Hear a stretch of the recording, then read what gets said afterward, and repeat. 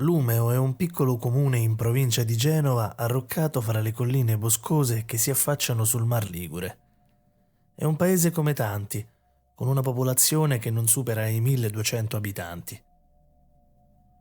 A pochi chilometri dal paese sorgevano i resti di quella che era stata una modesta struttura alberghiera caduta in disgrazia nei primi anni 50.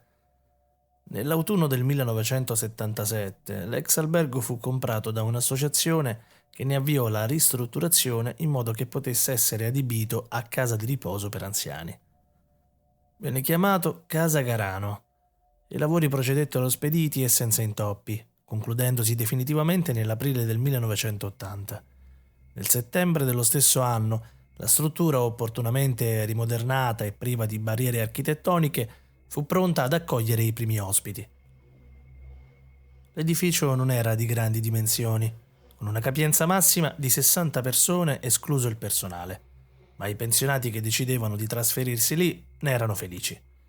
L'ambiente era tranquillo, circondato dal bosco e con un ampio cortile dove poter passeggiare in serenità e sicurezza. Nel gennaio del 1981 la quiete che aveva protetto quel luogo parve spezzarsi in modo che nessuno avrebbe mai potuto prevedere.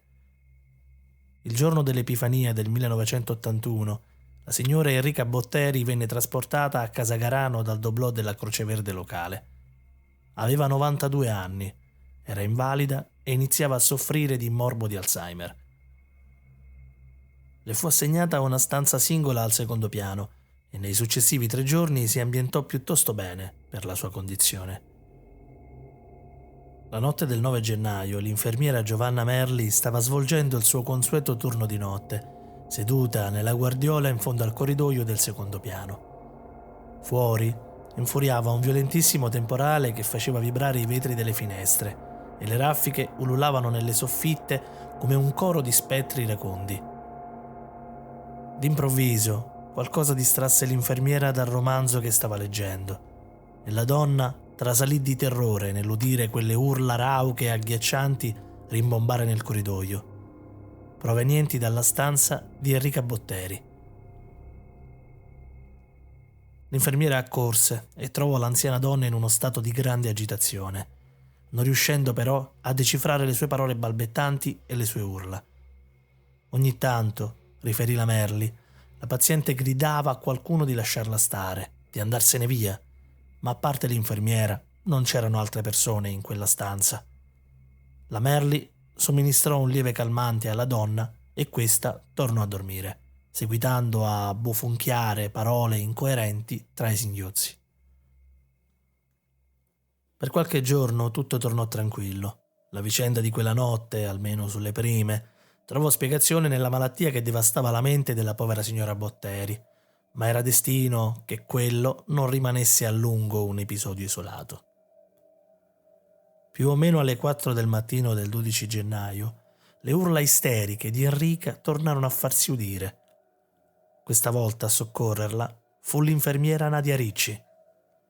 Come la volta prima, la novantenne inveiva nei confronti di una persona inesistente, sbraitando e agitando le mani quasi a voler allontanare qualcuno. Fu sedata e tornò a calmarsi, ma quello purtroppo fu soltanto l'inizio. Nelle notti seguenti la signora Botteri si destava nel cuore della notte piangendo e strillando, seguendo con lo sguardo i movimenti di una presenza che vedeva solo lei. Dapprima quel fenomeno fu imputato alla sua malattia, ma quando la povera anziana prese a manifestare quel comportamento ogni notte, il personale iniziò a essere contagiato da un'ansia sempre più profonda. Ogni tentativo di farsi spiegare da Enrica Botteri cosa la spaventasse tanto fu vano, e la donna portò quel segreto con lei nella tomba, quando un infarto pose fine alla sua esistenza terrena il 19 febbraio.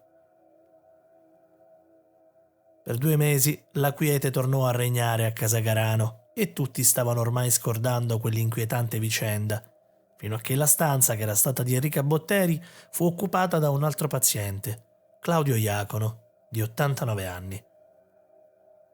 Colpito da un ictus che lo aveva paralizzato quasi del tutto, il signor Iacono trascorse in tranquillità una settimana intera. Poi, alle 3 del mattino del 21 aprile, l'infermiera Ricci udì un forte tonfo proveniente dalla sua stanza. Accorsa immediatamente, vide il signor Iacono sul pavimento, che tentava di strisciare via dal letto. Il suo viso rugoso e contratto emanava un terrore non descrivibile a parole. L'infermiera Ricci comprese immediatamente che la storia stava per ripresentarsi e ne parlò al direttore della struttura, il professor Carlo Inzerillo. Sfortunatamente, il professor Inzerillo non aveva consigli da dare e, non essendoci altre stanze disponibili, il paziente non poteva essere spostato da quella a lui assegnata.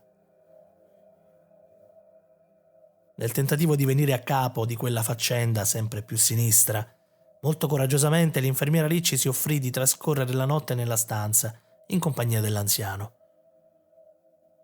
Tentò di rimanere sveglia, ma il lento respiro del signor Iacono si unì all'ora tarda per farla sprofondare nel sonno. Le pareva di aver chiuso gli occhi da pochi istanti, quando grida roche e strozzate la ridestarono. La stanza era al buio, ma scorgeva appena la sagoma del vecchio che si agitava rigidamente sotto le coperte, manifestando lo stesso orrore che aveva afflitto Enrica Botteri. Ben presto la situazione divenne ingestibile. Ormai tanto il personale quanto gli altri pazienti erano a conoscenza di questa storia e ne erano spaventati a morte. Era chiaro che il fenomeno non poteva imputarsi alla malattia dei pazienti, bensì a qualcosa di molto più oscuro e misterioso. L'infermiera Merli si licenziò e 3 pazienti vollero andarsene via. Impensierito per quanto stava accadendo, il professor Inzerillo cercò di mantenere la faccenda sotto silenzio, ma il fatto sconfinò fuori dalla casa di riposo, giungendo alle orecchie di una persona molto stimata in paese, una certa Elvira Bisio.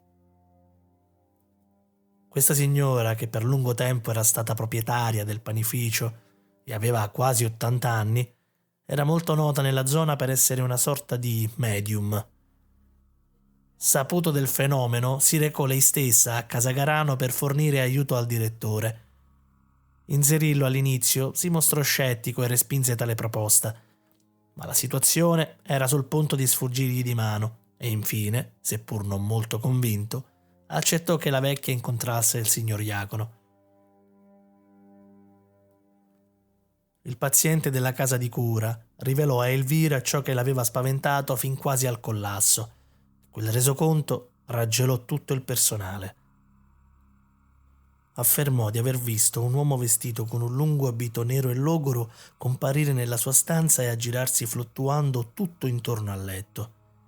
Lo descrisse come un tipo pallido, con un'espressione di atroce sofferenza impressa sul viso. Emetteva in continuazione urla e gemiti strazianti, frammisti di implorazioni e suppliche. Ma la cosa più agghiacciante, disse Iacono a Elvira Bisio, era che la figura non aveva le gambe, quasi che gli fossero state recise all'altezza delle ginocchia. Tutti furono sconvolti da quella rivelazione, ma non Elvira, la quale sembrava sapere con esattezza come procedere. Chiese e ottenne di poter soggiornare una notte nella stanza di Iacono, il quale fu trasferito in una delle camere lasciate vuote dai pazienti che se n'erano andati. Non volle compagnia, rimase per tutta la notte sola, con il suo fedele rosario acquistato a Lourdes. Le infermiere che svolgevano il turno di notte attesero con angoscia il momento in cui la donna si sarebbe messa a gridare, ma non accadde. Per la prima volta da diversi giorni la notte trascorse quieta e silenziosa. Il mattino seguente Elvira Bisio uscì dalla stanza visibilmente spossata.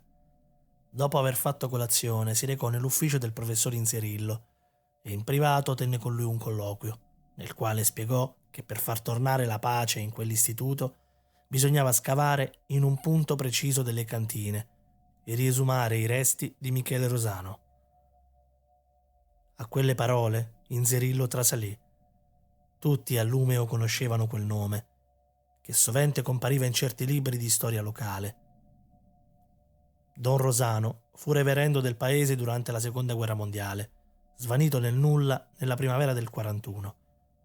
Voci mai confermate affermavano che, essendo il sacerdote in contatto con alcuni partigiani, fosse stato prelevato dai fascisti e portato nell'albergo che, anni dopo, sarebbe stato convertito a casa di cura.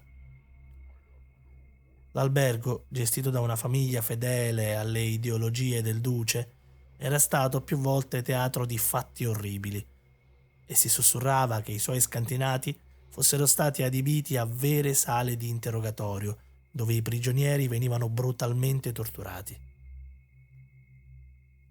L'apparizione dello spettro di Don Rosano pareva la definitiva conferma di tutti gli atroci sospetti che circolavano su quel luogo.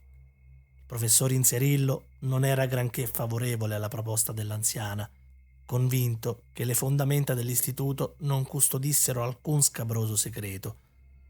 Ma quando i dipendenti, ormai esausti per quella storia spaventosa, minacciarono di licenziarsi in massa, l'uomo non poté far altro che arrendersi. Sorprendentemente, nel punto dove il Virabisio suggerì di scavare, vennero alla luce inequivocabili resti umani. La notizia fece clamore e tutte le testate regionali misero in prima pagina il rinvenimento delle spoglie di Don Michele Rosano, dichiarato scomparso nel 1941. L'identità dello scheletro fu confermata da un'analisi del DNA confrontato con quello di una nipote, mentre un'autopsia mise in chiaro quanto terribili fossero state le cause della morte. Gli arti inferiori della salma, dal ginocchio in giù, erano solo frammenti martoriati di ossa. Impossibile immaginare le sofferenze che l'uomo dovette patire prima di esalare l'ultimo respiro. Venne celebrato un funerale e i resti vennero inumati con tutti i dovuti sacramenti nel camposanto di Lumeo. Alla funzione presenziò tutto il paese e il sindaco tenne persino un discorso. Da quel giorno nessun paziente di Casagarano si destò più urlando nel cuore della notte, visitato dallo spettro senza pace di Michele Rosano.